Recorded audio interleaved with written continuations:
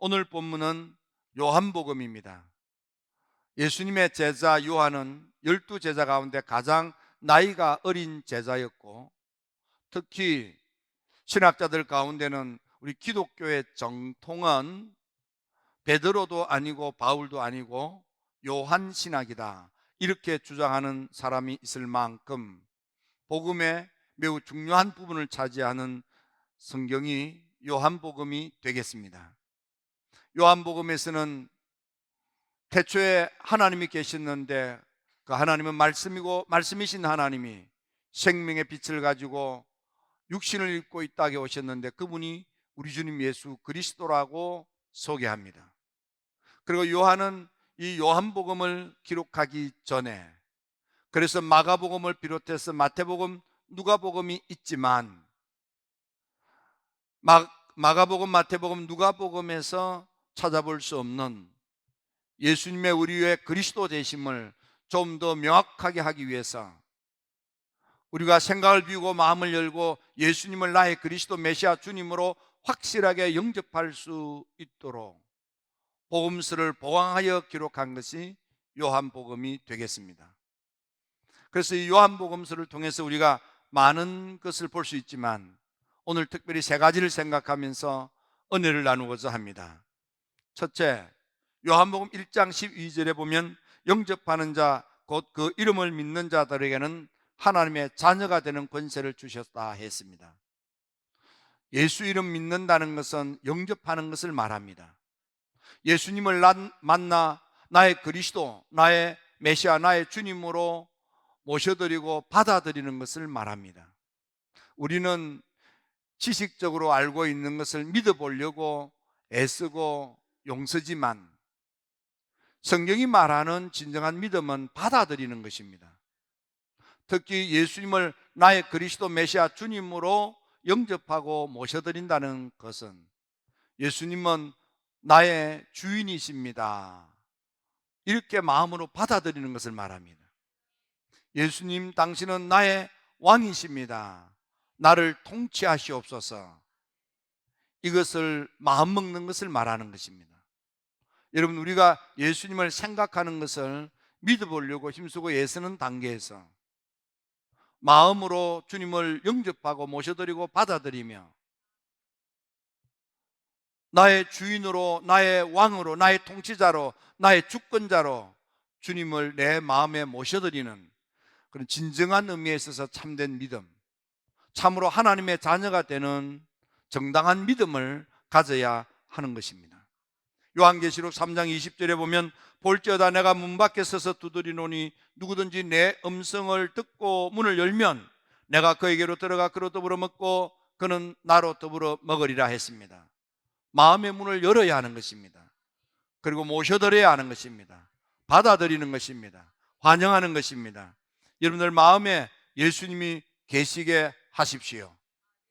특히 요한복음에서 소개되는 예수님의 많은 기적들 가운데 몇 가지를 추려서 기록했다고 요한은 스스로 털어놓습니다.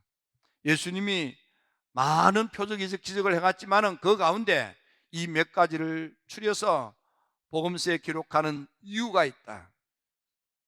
그것은 바로 예수가 그리스도라는 사실을 받아들이고, 그리고 예수가 그리스도라는 사실을 받아들이는 사람이 영생에 이르도록 하기 위하여 이 복음서를 기록했다 했습니다.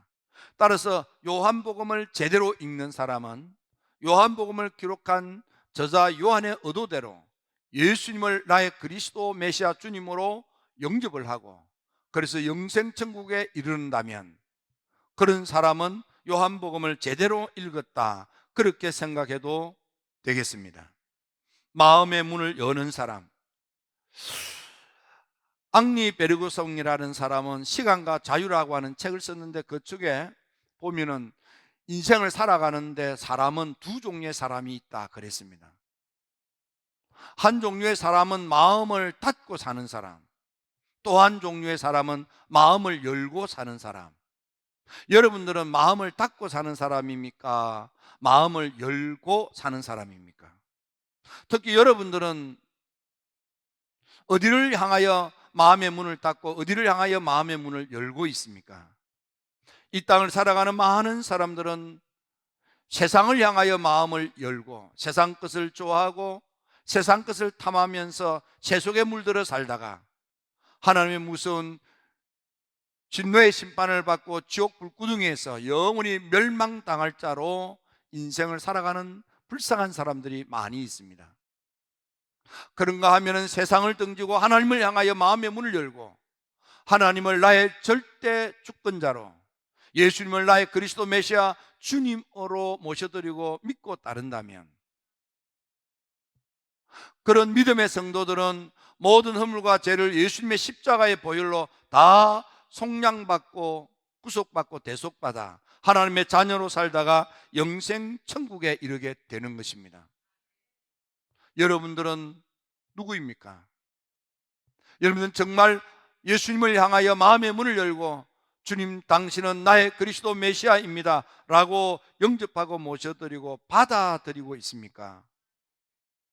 예수님을 나의 주인으로 환영하고 있습니까? 여러분의 마음의 통치자, 마음의 주권자, 마음의 왕자에 누가 그 자리를 차지하고 있습니까? 혹 여러분 자신은 아닙니까? 성경이 말하는 구원받는 믿음은 마음에 누가 계시느냐를 묻는 것입니다. 요한 웨슬리 목사님이 은혜를 받기 전에 아버지 사무엘 목사님으로부터 유언 같은 말씀을 듣게 됩니다. 실제로 요한 웨슬리 목사님 아버지가 1735년 4월에 소천하게 되는데 1734년도에 웨슬리를 앉혀놓고 묻습니다. 마음의 종교, 너 마음에 누가 계시느냐 이 말이에요. 신학적으로 많이 알고 성경 지식에 해박하다 할지라도 그것 가지고 구원받는 게 아니라 이 말이에요. 마음으로 예수님을 나의 그리스도 메시아 주님으로 참으로 영접을 하고 모셔드리고 받아들이고 있느냐 이 말이에요. 여러분, 마음에 예수님을 모시는 성탄절이 되게 하십시오. 두 번째로 생각할 것은 예수님께서 니고데모와의 대화에서 나오는 요한복음 3장의 말씀입니다. 웨슬리 목사님에게는 제자가 있었고 동력자처럼 그렇게 함께 사역을 했던 한 분이 있었는데 그분은 조지 휘필드입니다. 실제로 웨슬리 목사님으로부터 가르침을 받았고 지도를 받았던 학생이기도 했었습니다. 휘필드는 스스로 웨슬리 목사님을 영적인 아버지라 부르기도 하였고 동력자라고 부르기도 하기도 했습니다. 이 휘필드는 다닐 때마다 기회만 있으면 입을 열어서 외쳤던 설교가 있었습니다. 그 설교가 거듭나야 한다는 설교입니다. 학자들에 의하면 휘필드가 자그마치 3,000여 번이나 3,000번 이상이나 거듭나야 한다는 제목의 설교를 반복하고 계속하고 지속적으로 했다고 알려지고 있습니다. 여러분, 주님께서 니고데모에게 거듭나야만 하나님 나라가 눈에 보이고 거듭나야만 그 나라에 들어갈 수 있다고 했습니다. 여러분, 육성에서부터 벗어나 성령의 사람으로 거듭났습니까? 여러분, 아직도 육에 사로잡혀서 육의 열매를 맺고 산다면 여러분들은 여전히 육에 속한 사람이 되는 것입니다.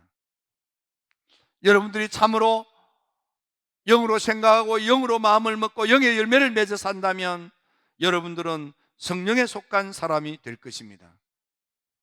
웨슬리 목사님은 정말 예수님을 나의 그리스도 메시아 주님으로 제대로 영접한 사람은 삶이 변한다 그랬습니다. 여러분, 정말 예수님을 마음으로 모셔드린 후에 영접한 후에 예수님을 나의 주님으로 받아들인 후에 여러분들의 삶의 변화가 무엇입니까? 예수님을 제대로 믿는 사람은 before, 예수님을 만나지 못하고 영접하지 않을 때 과거의 내 생활과 after, 예수님을 만나 예수님을 나의 그리스도 메시아로 영접한 이후의 삶이 확연히 달라야 한다 했습니다. 웨슬리 목사님은 하나님으로부터 은혜를 받았다고 막 난리법석을 떨어도 삶 전체의 변화가 없다면 당신은 가짜라 그랬습니다. 하나님의 진품 은혜는 삶 전체를 변화시키는데, 첫째로 나로 하여금 성별되게 하고 더 이상 세상에 속하여 세속에 물들지 않게 하나님에 속하여 하나님의 것으로 채워지는 성별된 자가 되고, 나쁜 소가지가 변하여 깨끗한 마음을 가진 성결한 자가 되고, 그래서 성화된 삶을 사는 진정한 그리스도인, 하나님의 참된 자녀가 된다 했습니다. 이것을 삶 전체의 변화라고 표현하기도 합니다. 여러분, 정말 예수님을 영접하고 여러분들 내적 경건이 일어나고 있습니까? 일어나야 정상입니다. 그리고 여러분들이 정말 하나님에게 속한 자가 되고 하나님을 닮아가는 자가 되고 하나님을 따르는 자가 되어야 합니다. 성별되고 성결되고 성화되는 것을 말합니다. 어떤 사람이 이런 말을 합니다. 하나님께서 우리 인생을 만들 때 주머니 두 개를 목에 걸어두었다는 것입니다. 주머니 하나는 가슴팍에, 주머니 하나는 등 뒤에 매달려 있습니다.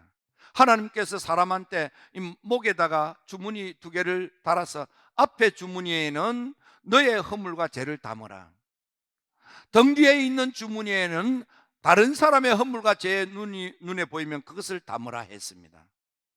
그래서 사람은 늘 자기 허물과 자기 죄를 보고 살고 남의 허물과 남의 죄는 못 보고 살도록 하나님이 그렇게 만들었다는 거예요. 근데 아담이 그냥 타락했습니다. 타락은 떨어졌다 그 말이에요. 자빠졌다 이 말이에요. 꼬꾸라졌다 이 말이에요. 팍 자빠지면서 이게 그냥 앞에 있던 이 주머니가 뒤로 휙 돌아가고 뒤에 있던 주머니 앞으로 휙 왔다. 그래가지고 타락한 이후에 사람은 남의 죄만 보고 사는 거야. 여러분도 어떻습니까? 하나님의 진품 은혜를 받았던 바울, 그런 은혜를 받으면 받을수록 남의 죄가 눈에 보이는 것이 아니고 내 죄가 눈에 보여, 내 죄가 너무나도 커서 나는 이 땅에 사는 사람들이 저 죄인이지만은 죄인 가운데 가장 무서운 죄인 괴수가 납니다. 그렇게 보이는 거예요. 웨슬리 목사님도 은혜를 받고 보니까, 은혜 받기 전에는 우쭐거리던 웨슬리, 은혜를 받고 보니까 나는 죄인 가운데 두목입니다. 그런 못된 나를 위하여 예수님이 십자가를 져서 그 피를 다 쏟았습니다.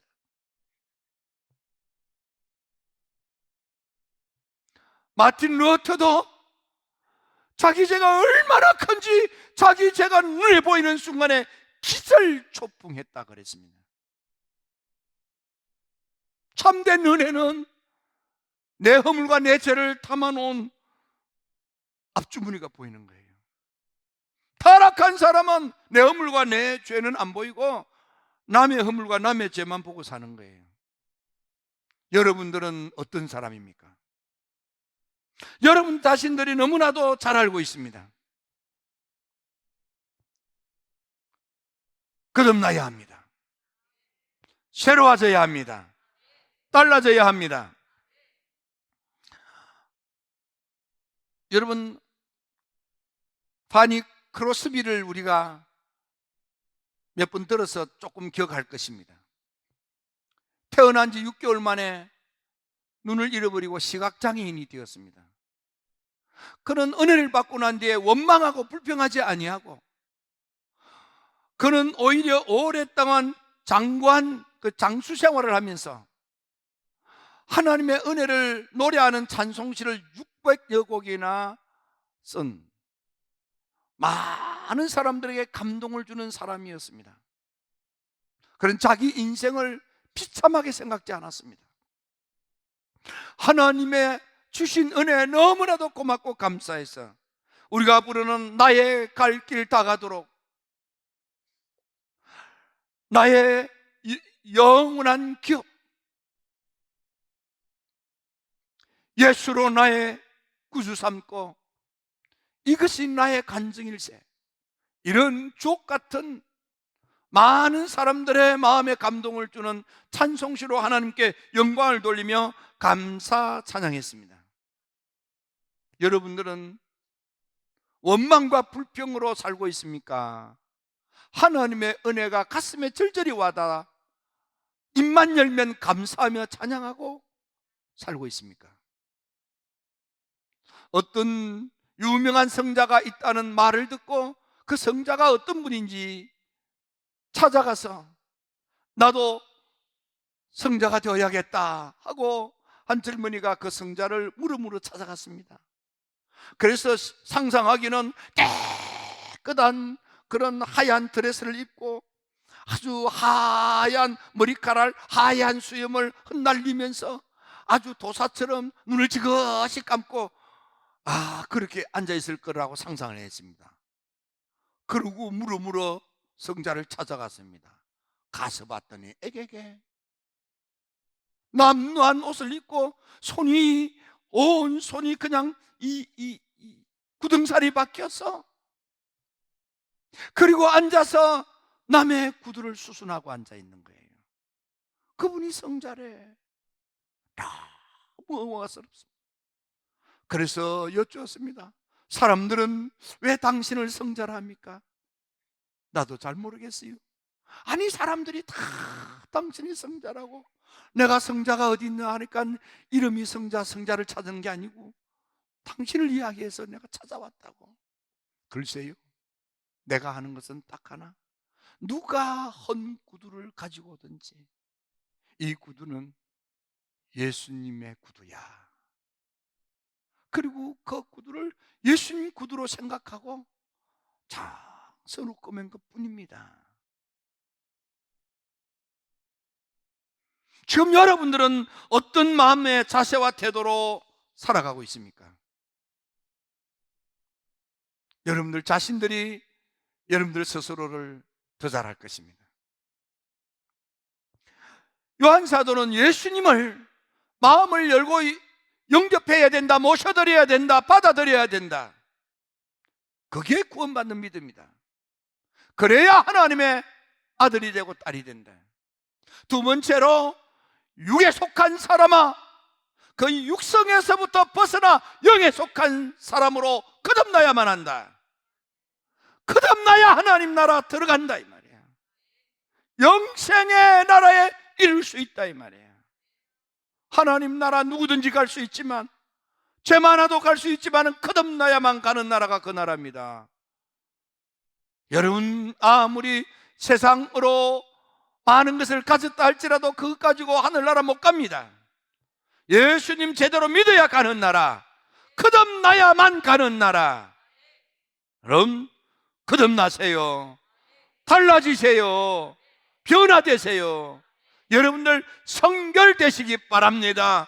성결되시기 바랍니다. 성화의 삶을 살게 되기를 바랍니다. 세 번째는 요한복음 20장 21절 22절에 보면 아버지께서 나를 보내신 것처럼 나도 너희를 보낸다 말씀하시면서 숨을 내쉬며 다시 말씀하시기를 성령 받으라. 성령을 주격하는 주석가들은 하나같이 성령 은혜를 받고 가서 전하라.